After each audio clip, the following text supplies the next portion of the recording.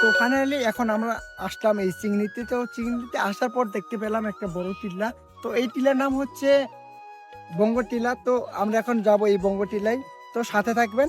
চলো এখন আমরা আসছি বঙ্গটিলার নিচে, এখন আমরা চলে যাব উপরে। আর এটা হচ্ছে বঙ্গটিলা। তো এই বঙ্গটিলাতে এখন আমরা উঠে যাব।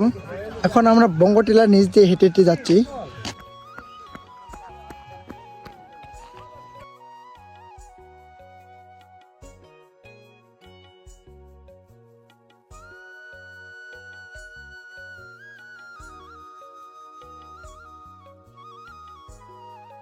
এই বঙ্গটিলার যে ভিউ সালেই ফর ইউ।